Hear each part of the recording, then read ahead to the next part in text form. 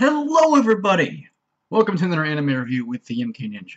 And if you're a big anime fan like me, I guarantee you've been to this scenario where you're scrolling through social media or what have you, and you spot this ad or picture for an anime and you're like, that looks interesting, I think I want to check that out. And you keep adding to the list over and over and over again, whether it be 5, 10, 87,000 million different anime in my case. And oftentimes these keep getting put off over and over and over and over again. And for me, Amagi Brilliant Park was that anime. Finally, I went, fuck it, and I saw the damn thing. What did I think about it? Let's begin. That was creepy. Amagi Brilliant Park is about a high school student named Kanye, who, against his will, ends up being roped into being the manager for a dying amusement park, Amagi Brilliant Park, which so turns out to actually be the homeland of creatures from another world. Apparently a lot of amusement parks are like that, just home from creatures from other dimensions. And it's hitched on to make sure the park does not get closed down and they reach the amount of people they need to stay open, because they survive off human energy, and otherwise they will all die. It literally says it on the box. Everybody dies. Such a shame. Now, if you are like me, you probably thought, okay, the plot is simple, I think it's interesting enough. But this is not where this anime succeeds. Where it succeeds is in two very important categories, especially for a show like this: the comedy and the characters. Both of these categories are done beautifully, in my personal opinion at least. First, we'll start with the characters. Kanye as a main protagonist for an anime comedy is kind of different because he's not a really nice character or sweet or anything like that. He's actually kind of a dick. He's very full of himself, he's egotistical, he'll put other people down, he'll talk about how great he is, all that kind of stuff. He'll even have big speeches where even though he's trying to rally people up, he's kind of rallying them to hate him. And that's honestly why he's fantastic, because even though he is a dick, he's a likable asshole in my personal opinion, because he still has that level of humanity where he's going out of his way to help them. He's not really even getting paid for his job. He's just helping them. Doesn't mean he's not doing it nicely. He's doing it his way, and he'll do it any way he can. And it's just that bit that made me gravitate towards this character, where it's like, okay, he's not the pushover asshole, or not the pushover dick bitch that I thought he'd be. He's got some balls, and I like that. He's pretty fantastic. And the main female protagonist, Sento, is also pretty damn great. One, I love her because one of her main methods of speaking is to just point her muzzle into someone's face and shoot, which is fucking hilarious. I mean, she's a pretty brutal character. She won't really hesitate to shoot. She doesn't shoot to kill, obviously. She has bullets that just make you feel really bad, but it's funny because she'll just do that so much. But oftentimes she has like very little emotion, or at least she doesn't express herself that much due to her backstory of being like a soldier. And it's this, when these emotions do come out and you see like her feelings towards other people, which is honestly it's very touching and nice, and I liked her a lot more than I thought I would. And oh, it's just a sexy character. No, she's actually very likable and very badass, and I like it. She's just as good as Kanye in my personal opinion. The two are very on par. They're both excellent. If I had any problem with characters, it'd probably be Princess Latifah. Not that she's a bad character. No. It's just she also has one of the main problems of the show, which I'll get to later. But she was a decent character. She just didn't really fit into this level of insanity that all these characters had. She just kind of was very reserved, not the way that Sento was. Sento was emotionally reserved, but comedically ecstatic. Latifah is emotionally reserved and doesn't really offer much comedy. She's mostly just there for emotion, but not the same kind of emotional areas that Sento brings. Wasn't as effective. I thought she was an okay character. The mascots. I love the mascots, especially the three main mascots. Tarami, I forgot the lamb, and Moful. I love those three. I love them so much because these guys are the reason why the comedy works, because the comedy is extremely cynical.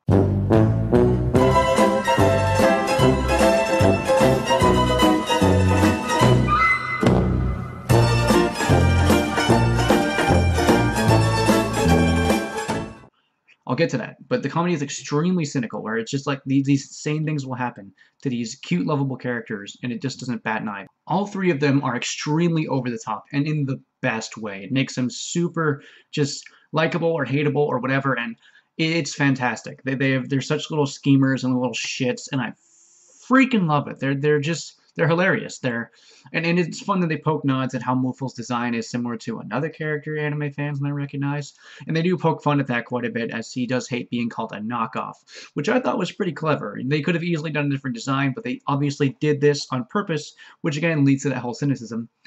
And there are other many characters that show up, like the other park workers and such, and human employees that get hired, and the elementals, the girls who just use kind of like elements, but they're not very impressive. These characters show up from time and time again, and they're pretty interesting and fun. They offer more to the comedy.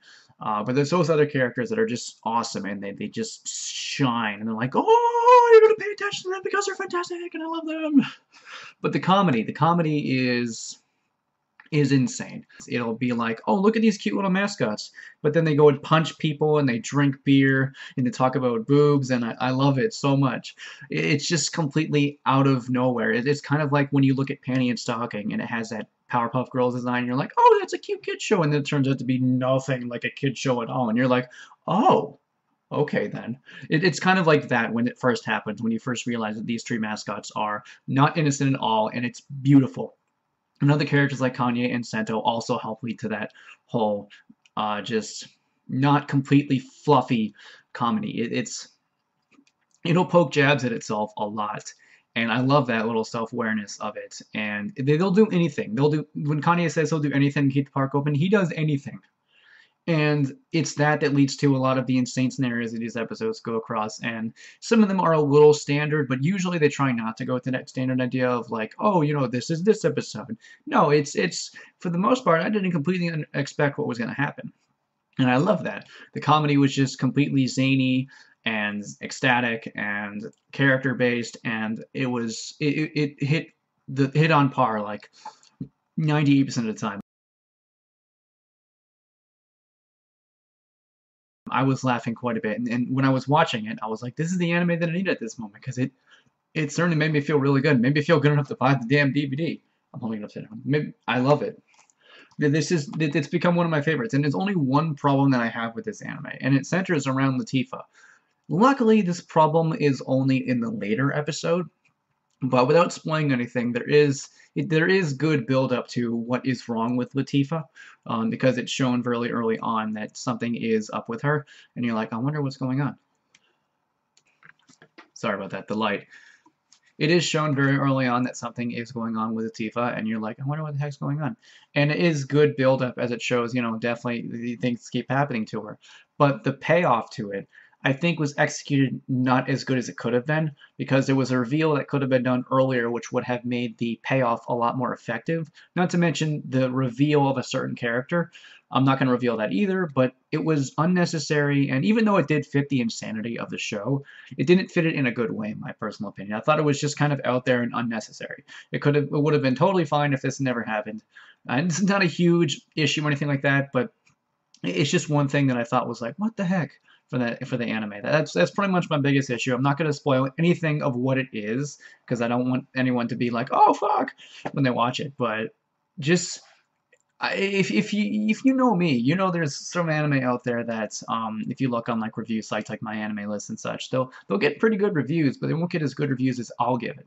And there's other anime where I don't really care for that other people really do. Like, I don't really care too much for Attack on Titan, even though people love it. I think it's like a 6 out of 10, but Amagi Brilliant Park is another show kind of similar into the style of Defrag, which is a show that doesn't get enough attention, but I adore.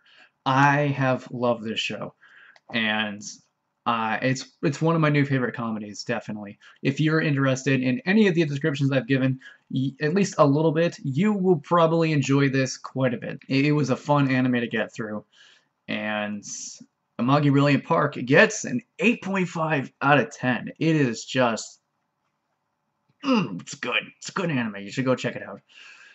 Actually, I might rate it higher. No, 8.5 out of 10 is a good pick, I think. Anyway, if you guys enjoyed this video, please go ahead and make sure to rate, comment, and subscribe. Check out my other videos. Also, make sure to check out my supporters, all that great stuff, and I will see you guys next time. Peace out.